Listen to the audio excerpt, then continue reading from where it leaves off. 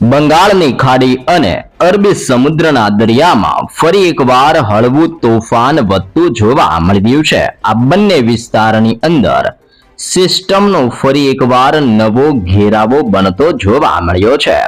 હવે પછી આ સિસ્ટમો ધીમે ધીમે વળાંક લઈને આગળ વધતી હોય તેમ દક્ષિણીય ભારતના દરિયાઈ કાંઠાના વિસ્તારમાં ભારે અસરો દર્શાવી રહી છે।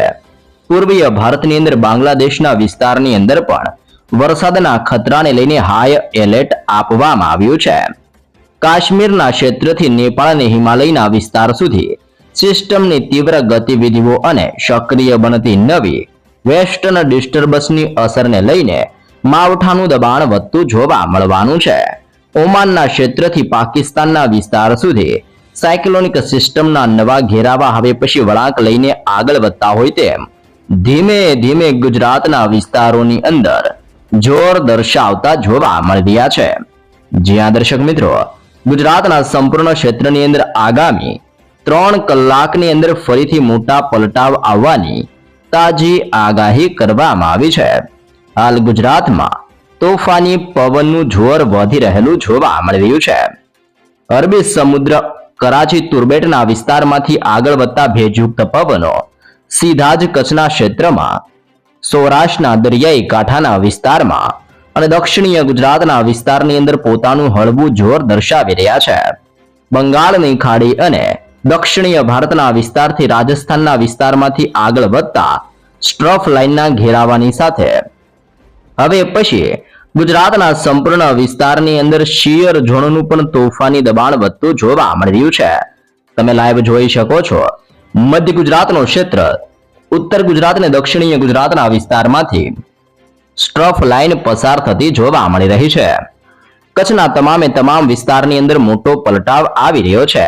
સૌરાષ્ટ્રના દરિયાઈ કાંઠાના વિસ્તારમાં તોફાની પવનોની તીવ્રતા વધતી જોવા મળી રહી છે। આમ બદલાઈ રહેલી સિસ્ટમની તોફાની દિશાની અસરને લઈને હજી પણ ગુજરાતમાં આજથી લઈને આગામી 5 દિવસ એટલે કે આવનારી 15 તારીખ સુધી હવામાનની અંદર મોટા પલટાવ સાથે ગુજરાતમાં વાદળછાયું વાતાવરણ સક્રિય બનતું જોવા મળવાનું છે। જો કે આની સાથે સાથે ગુજરાતના સંપૂર્ણ વિસ્તારની અંદર ધીમે ધીમે અંધારપટ છવાતો હોય તેમ ડબલ ઋતુનો અહેસાસ જોવા મળવાનો છે। જેમાં ગુજરાતની અંદર બપોર દરમિયાન ભયંકર ગરમી તો સાંજ અને વહેલી સવાર દરમિયાન વાદળોના ભયંકર ઝુંડ મંડરાતા જોવા મળવાના છે। આ બધાની વચ્ચે ગુજરાતના અનેક ક્ષેત્રની અંદર ધીમેથી હળવે માવઠાની અસરો વધતી હોય તેમ અનેક વિસ્તારમાં હજી પણ વરસાદી છાંટાને લઈને મોટી આગાહીઓ કરવામાં આવી રહી છે।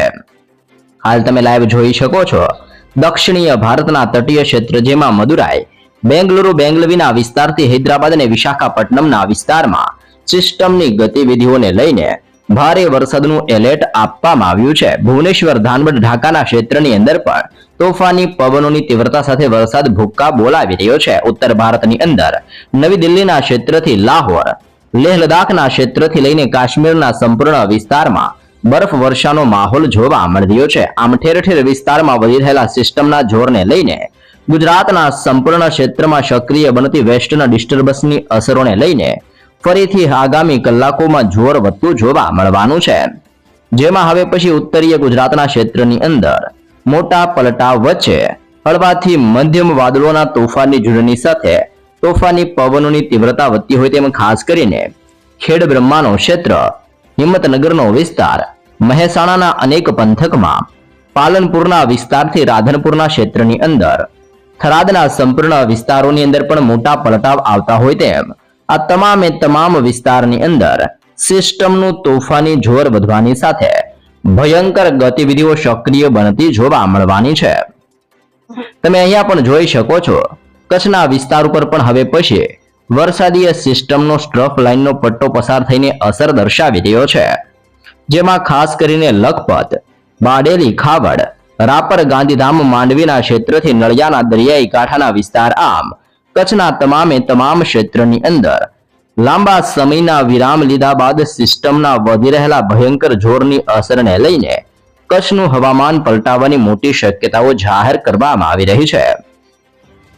અરબી સમુદ્ર અને ઓમાનના તટીય ક્ષેત્રમાંથી આગળ વધતી સિસ્ટમની ગતિવિધિઓ હવે પછી સૌરાષ્ટ્રના સંપૂર્ણ ક્ષેત્રની અંદર ભારે જોર દર્શાવી રહી છે અને દરિયાની અંદર સતત હલચલ વધતી જોવા મળી રહી છે.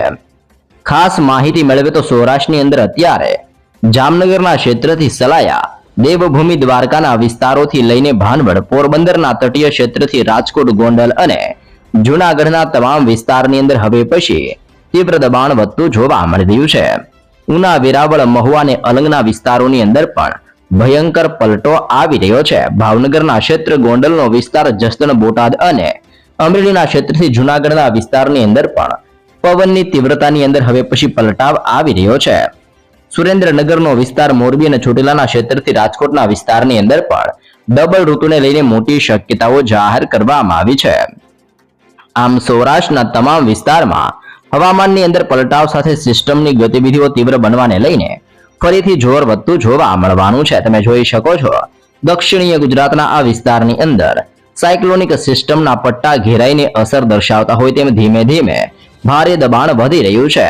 જેમાં વાપી, સાપુતારા, આહવા, વણસાડા, બિલીમોરા અને વલસાડના તમામ વિસ્તારની અંદર મોટા પલટાઓ આવી રહ્યા છે. સુરત, બારડોલી, વ્યારા, નવસારીના વિસ્તારોની અંદર પણ હવામાન બદલાતું જોવા મળી રહ્યું છે. ઉમરપાડા, વાંકલના વિસ્તારથી કોસંબાના સંપૂર્ણ ક્ષેત્રમાં, તો દહેજ પંથકથી લઈને ભરૂચના ક્ષેત્રમાં, સિનોર, કરજણ અને જાંબુસરના તમામ વિસ્તારની અંદર મોટા પલટાવ આવતા હોય તેમ દક્ષિણીય ગુજરાતના આ તમામ વિસ્તારોમાં ભયંકર હલચલ સક્રિય થવાની સાથે માવઠાનું દબાણ વધવાની તાજી આગાહી કરવામાં આવી છે.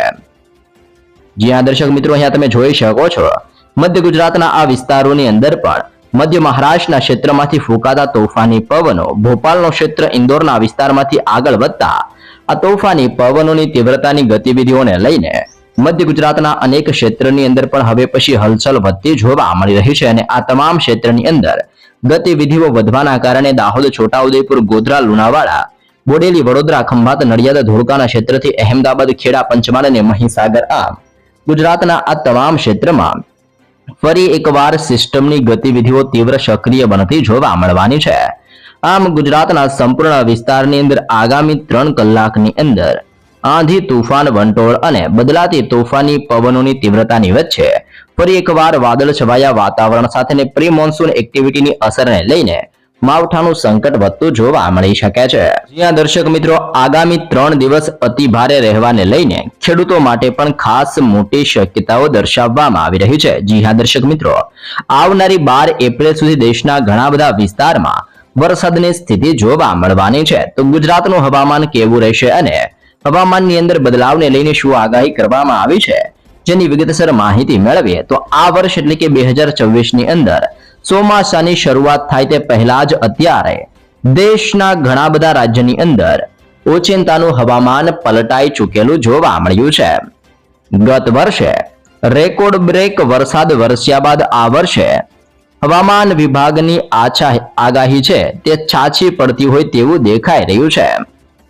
હવામાન વિભાગના લેટેસ્ટ આગાહી પ્રમાણે દેશના જુદા જુદા રાજ્યની અંદર આજથી લઈને આવનારી 12 એપ્રિલ સુધી, જેમાં ખાસ કરીને ઉત્તરના ભાગોથી લઈને દક્ષિણ સુધીના રાજ્યની અંદર વીજળીના કડાકા ભડાકા સાથે હજી પણ વરસાદ પડવાની શક્યતાઓ દર્શાવવામાં આવી છે. આપણે ઉત્તર ભારતના વિસ્તારોની સ્થિતિની માહિતી મેળવીએ તો હાલ ખાસ કરીને ઉત્તરથી પશ્ચિમ ભારતની અંદર પહાડી વિસ્તારમાં સક્રિય બનતી નવી વેસ્ટર્ન ડિસ્ટર્બન્સની અસરને લઈને વાતાવરણ બદલાઈ રહ્યું છે.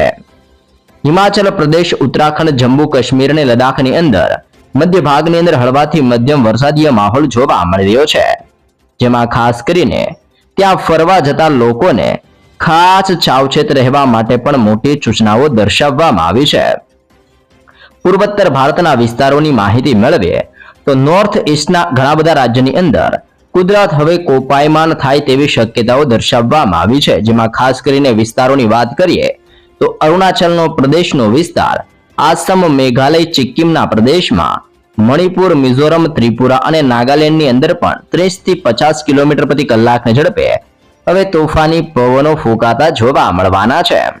વીજળીના કડાકા ભડાકા સાથે ધોધમારથી લઈને હવે પછી જનજીવન ખોરવાય તેવી પણ શક્યતા વિસ્તારો માટે દર્શાવવામાં આવી છે. તમે જોઈ શકો છો બંગાળની ખાડીના દરિયામાં વધી રહેલા હલચલને લઈને અત્યારે દક્ષિણીય ભારતના સંપૂર્ણ વિસ્તારમાં મોટા પલટાવ સાથે માવઠાનું તોફાની દબાણ વધી રહેલું જોવા મળી રહ્યું છે. દક્ષિણીય ભારતના વિસ્તારોની અંદર ભારે વરસાદની તીવ્ર શક્યતાઓ દર્શાવવામાં આવી છે. જ્યાં દર્શક મિત્રો દક્ષિણીય ભારતની અંદર હાલ પ્રી મોન્સૂન એક્ટિવિટી વધુ મજબૂત બનીને તીવ્ર અસરો દર્શાવી રહી છે. કેરળનો ક્ષેત્ર, તામિલનાડુ, કર્ણાટક, આંધ્રપ્રદેશ, તેલંગાણાથી લઈને પોંડુચેરીના ક્ષેત્રમાં કડાકા ભડાકા સાથે ભારે વરસાદ વરસવાનું મોટું એલર્ટ આપવામાં આવ્યું છે. પશ્ચિમ અને મધ્ય ભારતના વિસ્તારોની સ્થિતિની આપણે વાત કરીએ તો મહારાષ્ટ્ર અને ગોવાના વિસ્તારની અંદર પણ આગામી 3 દિવસ સુધી મોટી શક્યતાઓ દર્શાવવામાં આવી છે. પરંતુ ગુજરાતના વાતાવરણની અંદર હવે પછી સિસ્ટમ નબળીઓ પડતી હોવાને લઈને ધીમે ધીમે ગરમીઓ વધતી જોવા મળવાની છે. અને હાલ ગુજરાતની અંદર કોઈ વિસ્તારની અંદર ભારે વરસાદની આગાહી દર્શાવવામાં આવી નથી, પરંતુ વાદળછવાયા વાતાવરણ સાથે અનેક વિસ્તારમાં તોફાની પવન ગુજરાતના દરિયાઈ કાંઠાના વિસ્તારથી લઈને અનેક ક્ષેત્રની અંદર હજી પણ તોફાની પવનની આગાહી કરવામાં આવી છે.